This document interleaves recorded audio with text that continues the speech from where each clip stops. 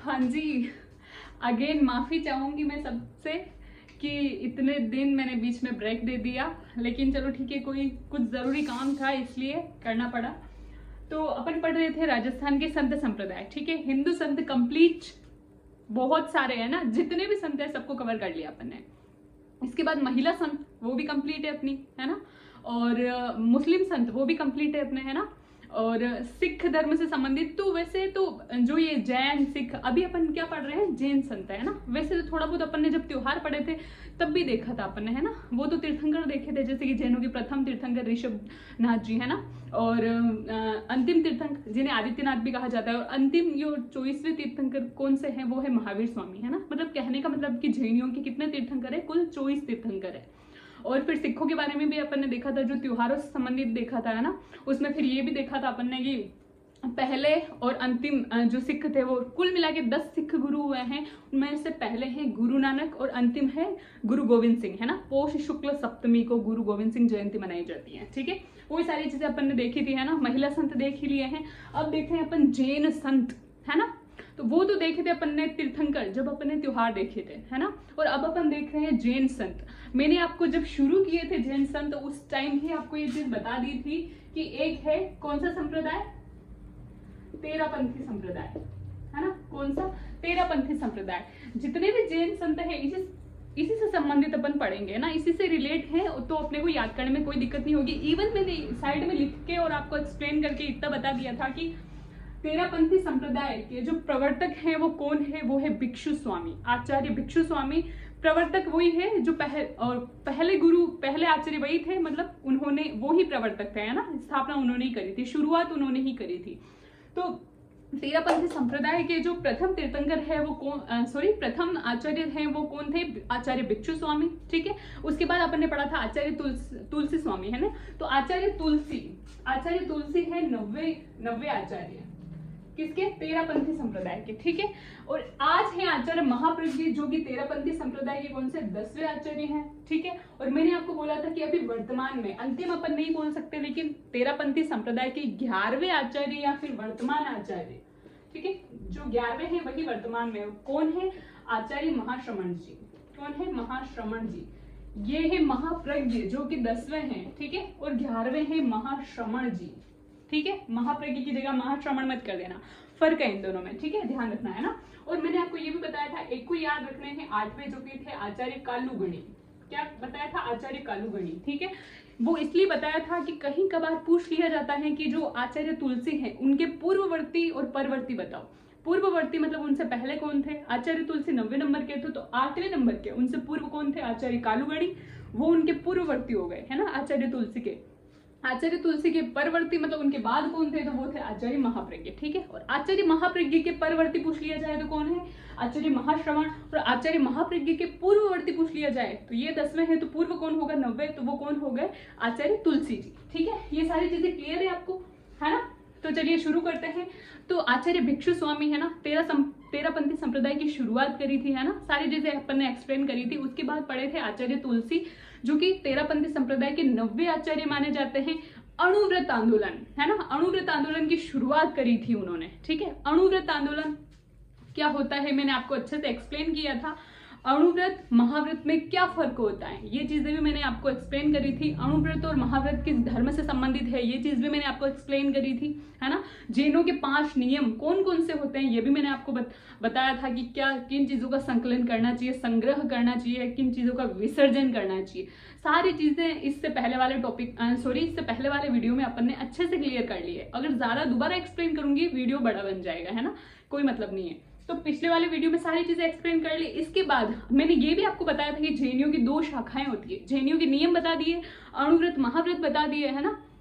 अणु परमाणु भी बोल के समझाया था आपको। और दूसरी चीज है कि श्वेतांबर और दिगंबर शाखाएं हैं जैनियों की। श्वेतांबर और दिगंबर शाखा में पर्युषण पर्व भी मनाए जाते हैं। कब कब मनाए जाते हैं, कितने दिन के मनाए जाते हैं, जैसे कि दिगंबर में 10 दिन के, श्वेतांबर में 8 दिन के पर्युषण मनाए जाते हैं। किस महीने में किस तिथि से किस तिथि तक मनाए जाते हैं, सारी चीजें बताई थी। पर्युषण के अंतिम दिन, ठीक है, क्या मनाया जाता है इनके, जैसे कि क्षमा याचना पर्व, जो कि श्वेतांबर में तो कहा जाता है संवत्सरी और दिगंबर शाखा में कहा जाता है पड़वा ढोक, पड़वा ढोक मनाई जाती है आश्विन कृष्ण एकम को, है ना, और जबकि ये संवत्सरी मनाया जाता है भाद्रपद शुक्ल पंचमी, है ना, राइट। ये सारी चीजें अपन ने पढ़ी थी, है ना, कि भाई क्या क्या होता है इसमें, सारी चीजें मैंने आपको एक्सप्लेन कर ली। ऑलराउंडर मतलब कि क्या, 360 डिग्री, कहीं से भी क्वेश्चन हो सारी चीजें क्लियर अगर याद करोगे तो, है ना। तो आज है आचार्य महाप्रज्ञ जी, ठीक है, तो इनके बारे में शुरू करते हैं अपन। हाँ, आचार्य महाप्रज्ञ ने क्या अणुव्रत आंदोलन भी चला, सॉरी आचार्य तुलसी ने अणुव्रत आंदोलन भी चलाया था। और आचार्य तुलसी का एक कथन है बहुत ही ज्यादा फेमस, मैंने लिख के भी बताया था आपको साइड में, क्या था, इंसान पहले इंसान बाद में हिंदू या मुसलमान, ठीक है, मतलब इंसान पहले इंसान है, हिंदू मुस्लिम भले ये जो है सिख ईसाई जैन ये सब टोटल क्या है बाद में है, पहले इंसान इंसान है, इंसान का धर्म पहला क्या है, इंसान, है ना। तो इंसान को इंसान समझो, उसकी मदद करो, है ना, आवश्यकता के अनुसार। यदि अगर आप योग्य हो, भगवान ने आपको योग्य बनाया है कि भाई आप उनकी आवश्यकताओं या फिर उनकी मदद कर सकते हो तो आप करो, है ना, वो चीज है। और हाँ, विसर्जन पर बल दिया था, किन्होंने दिया था, आचार्य तुलसी ने विसर्जन पर बल दिया था। किसके विसर्जन पर, धन और दूसरा है ज्ञान। यदि आपके पास धन ज्यादा है तो वो भी आपको ऐसा लगता है कि जिनको नीड है, उनके पास जिनको खाना भी उनको नसीब नहीं हो पा रहा है 2 टाइम का, तो उनको आप धन का विसर्जन भी करो और दूसरा ज्ञान का। यदि आपको लगता है आपके पास बहुत ज्यादा ज्ञान है ना, खास करके बनिए लोगों में तो भाई भरा पड़ा है ज्ञान। अपने बोलते हैं ना, एक पंथ 2 काज करते हैं बनिए, तो कुछ भी बात हो जाती है गांव में तो ऐसे बोलते हैं ना कि भाई बढ़िया है ये तो मतलब यूं है कि एक पंथ 2 काज करते हैं, कितना दिमाग होता है बनियों में, तो वैसे ही इनमें बहुत ज्यादा दिमाग होता है। लेकिन बनियों में भी इनको यूं लगता है कि भाई हमारे पास बहुत ज्यादा दिमाग है, ज्ञान है। दिमाग कब होगा, जब ज्ञान होगा आसपास का।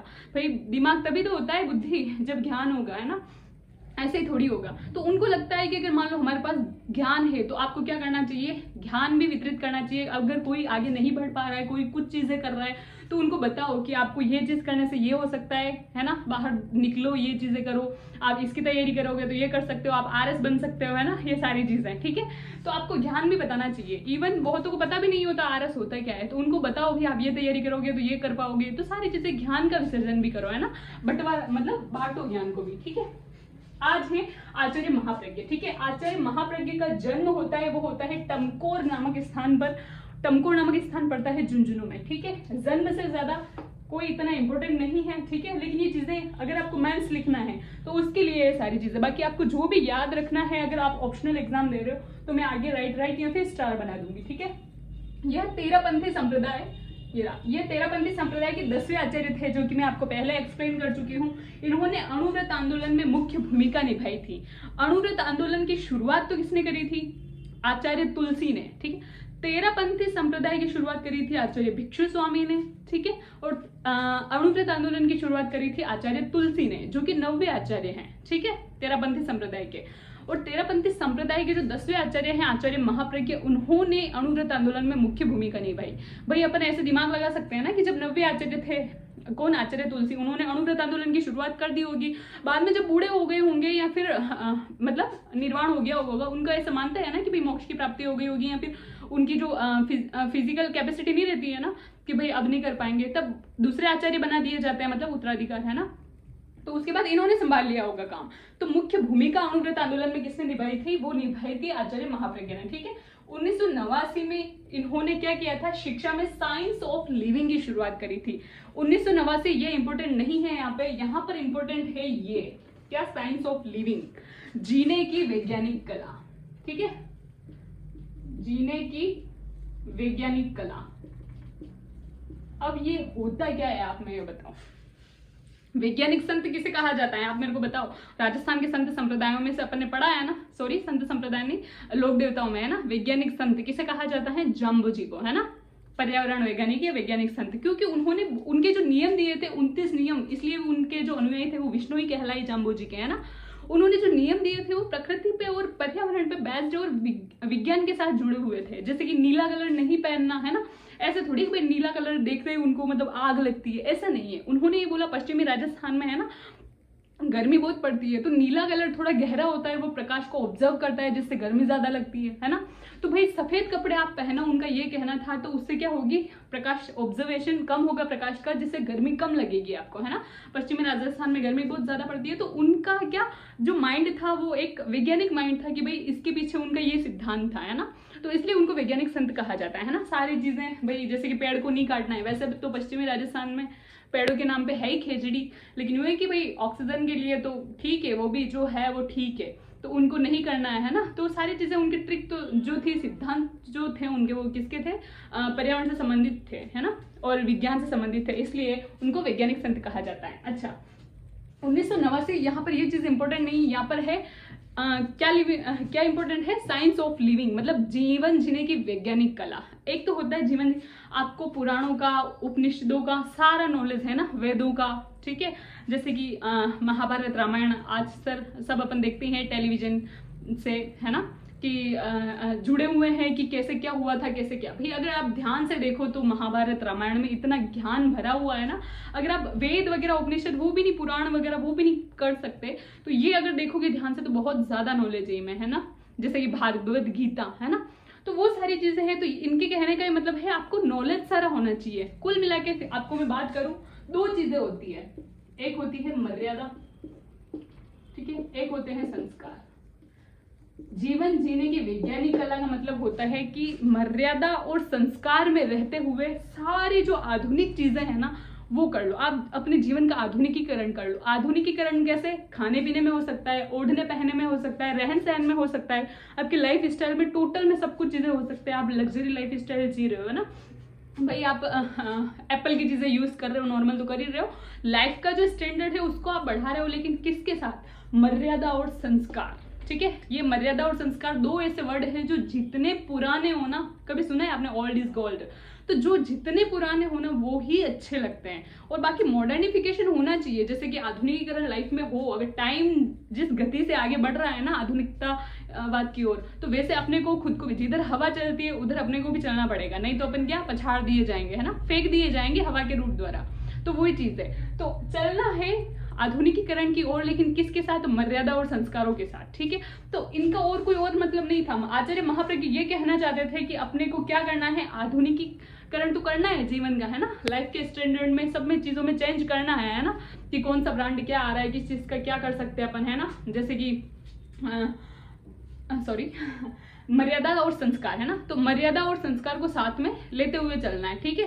बहुत सारी चीजें हो रही है ना आजकल, तो एआई वगैरह का यूज है ना भाई, तो वो है आधुनिकतावाद की ओर आप आगे बढ़ो, लेकिन किसके साथ, मर्यादा और संस्कार के साथ। मर्यादा और संस्कार वही आ जाती है, एक सीमा निर्धारित करती है कि भाई आप फन करो, चिल करो, लेकिन इस सीमा के दायरे में रह के, है ना, वो सारी चीजें हैं, जैसे कि बड़ों का कहना मानना, है ना, ऊंची आवाज में कभी बात नहीं करना, है ना, और पोलाइट नेचर रखो हमेशा, प्रकृति के प्रति अपना उत्तरदायित्व भी निभाओ, है ना, कहीं गंदगी नहीं करनी है, दादाजी के पैर दबाना, सारी चीजें आ गई इसमें, है ना। तो संस्कारी रहो, मर्यादित रहो, है ना, लेकिन आधुनिकीकरण भी अपना करो, ठीक है। तो उनका कहने का ये मतलब था। तो साइंस ऑफ लिविंग की जो शुरुआत करी थी वो किसने करी थी, 1989 में किसने करी थी, आचार्य महाप्रज्ञ। तो यही चीज इंपॉर्टेंट है, ठीक है, इसमें तो, ठीक है। और आचार्य मतलब अणुव्रत आंदोलन की शुरुआत किसने करी थी, आचार्य तुलसी ने, तो वहां पर वो इंपॉर्टेंट था, मैंने आपको बता दिया था। इन्होंने तो मुख्य भूमिका निभाई थी, ठीक है। 2001 में सुजानगढ़ से अहिंसा यात्रा की शुरुआत की थी। 2001 से सुजानगढ़ पड़ता है चूरू में, ठीक है, तो वहां से अहिंसा यात्रा की शुरुआत की थी। अहिंसा जब भी अपने को नाम आता है तब गांधी जी याद आते हैं ना, तो अहिंसा से संबंधित अहिंसा आंदोलन। तो अहिंसा मतलब ये है कि अहिंसा का जो विलोम शब्द होता है वो होता है हिंसा, हिंसा का होता है अहिंसा, है ना। तो अहिंसा मतलब कि मारपीट नहीं, बोल कर विचार कर भी चीजें सुलझाई जाती हैं। भाई आप ये तो लाइव एग्जांपल आप अपने चारों तरफ देखते ही हो, बनिए ये जो खाते हैं ना, मतलब प्याज और लहसुन नहीं खाते हैं, है ना, वो उन्हीं का यही रीजन है कि भाई उनको क्या बिजनेस का दिमाग होता है उनका, और शुरू से उनका पेशा ही होता है, भाई व्यापार होता है, व्यापार करना, बिजनेस करना, है ना। किराने की दुकान पे भी चलो बैठे हैं, कोई ग्राहक आ गया, कोई भी बात ऊपर नीचे हो गई, तो प्याज और लहसुन जो होते हैं तामसिक प्रवृत्ति के माने जाते हैं। उससे क्या होता है, गुस्सा ज्यादा आता है, वो जल्दी पचते नहीं है, गुस्सा ज्यादा आता है ना। और गुस्सा जब ज्यादा आएगा तो क्या पता जब ग्राहकों से हो जाएगी कभी कोई 2-4 बात, है ना। तो इनका ये कहना है कि इसीलिए वो प्याज लहसुन भी छोड़ के रखते हैं कि भाई जिससे दिमाग ठंडा रहे और व्यापार अच्छे से हो। भाई व्यापार करने की यही तो कला होती है कि कम से कम आप अच्छा, एक तो यूं है कि व्यवहार करना सीखो, व्यवहार ही काम आता है बिजनेस में, है ना, वो चीज है।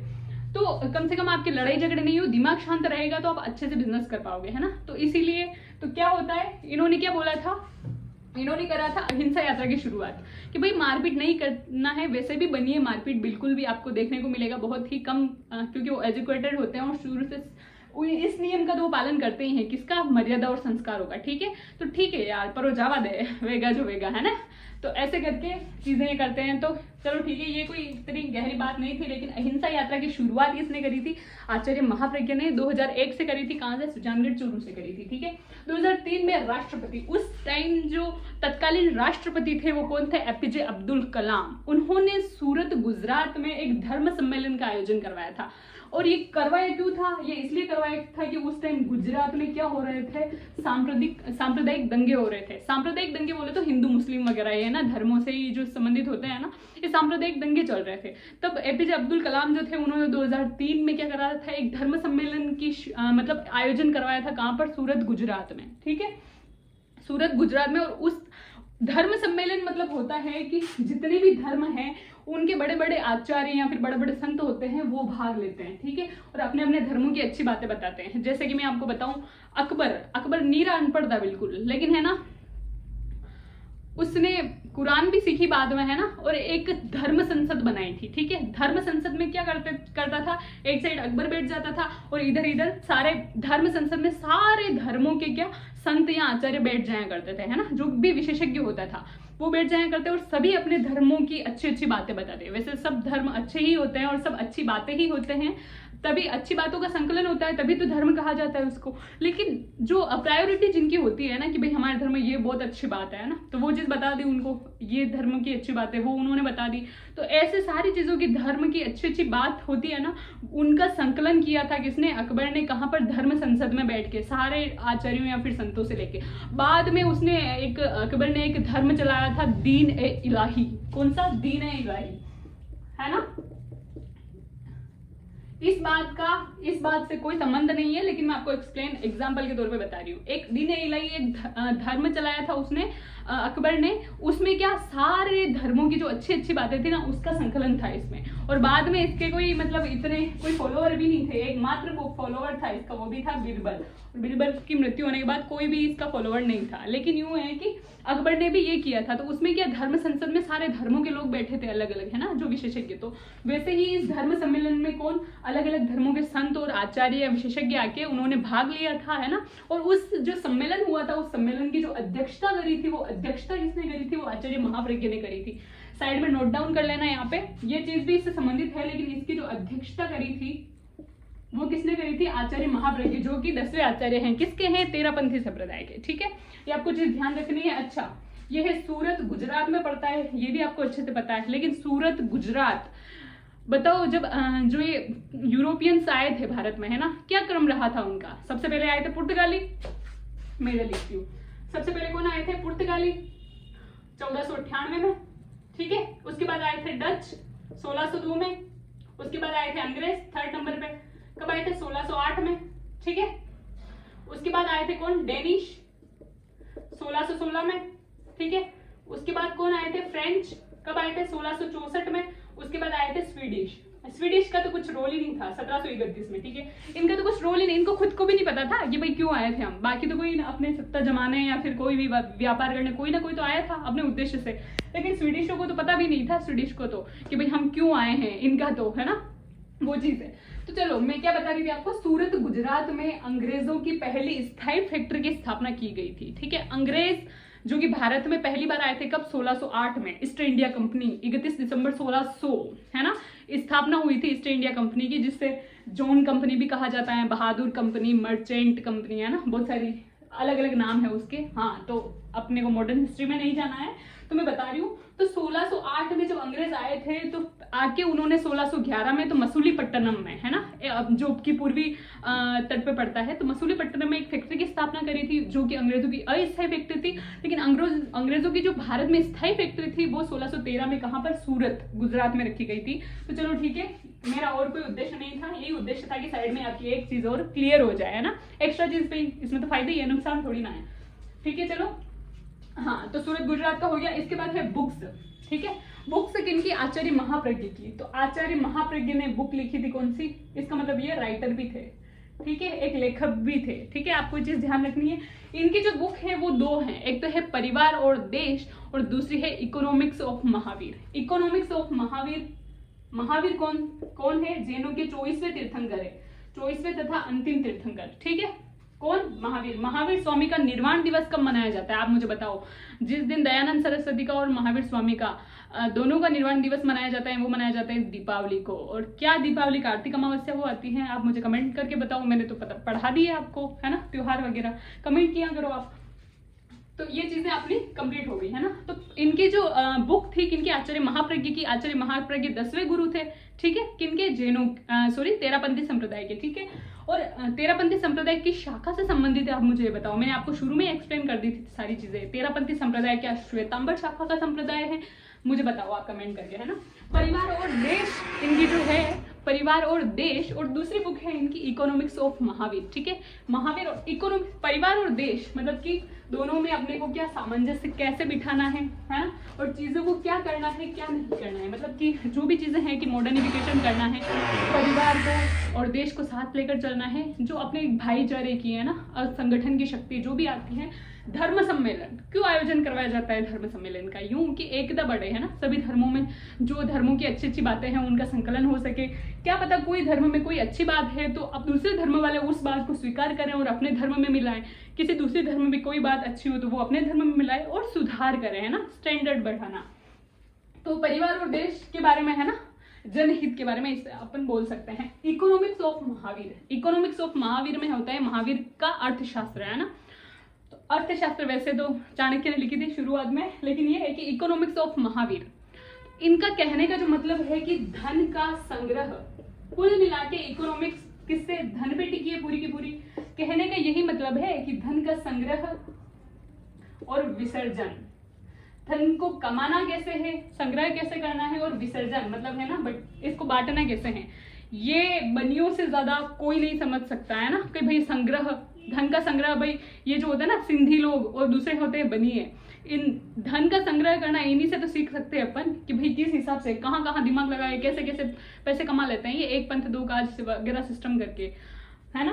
तो इसलिए कभी आसपास अपने दोस्त भी चुनो ना तो बनियों के चुनना, आपको बहुत कुछ सीखने को मिलेगा। हालांकि कंजूस तो होते हैं वो, लेकिन बहुत कुछ सीखने को मिलेगा, है ना। तो इकोनॉमिक्स ऑफ महावीर में ये चीजें बताई गई है कि आपको धन का संग्रह कैसे करना है और धन का विसर्जन कैसे करना है, ठीक है। विसर्जन मतलब यही है, मैंने आपको उसमें बताया था, आचार्य तुलसी ने विसर्जन पर बल दिया था, मतलब कि बांटना, क्या क्या? धन और ज्ञान, दोनों ही चीजें। तो यहाँ पर यूं है कि यहाँ पर तो इकोनॉमिक्स की बात हो रही है तो भाई ऑब्वियसली ज्ञान तो होगा नहीं, किसका? धन की बात हो रही है। तो इकोनॉमिक्स ऑफ महावीर किस मतलब एक पर्टिकुलर वर्ड से संबंधित है, किससे है? धन से संबंधित है, धन का संग्रह और विसर्जन से संबंधित है। क्वेश्चन आ जाए कभी तो ध्यान रखना, इकोनॉमिक्स ऑफ महावीर जो पुस्तक है वो धन के संग्रह और धन के विसर्जन से संबंधित है, ठीक है। संग्रह मतलब कि धन कैसे कमाया जाए, धन को कैसे इकट्ठा करना है ना। विसर्जन मतलब धन को कैसे बचाना है संग्रह में, तो है ना। और विसर्जन मतलब धन को कैसे बांटना है ना, वितरित करना है, ठीक है।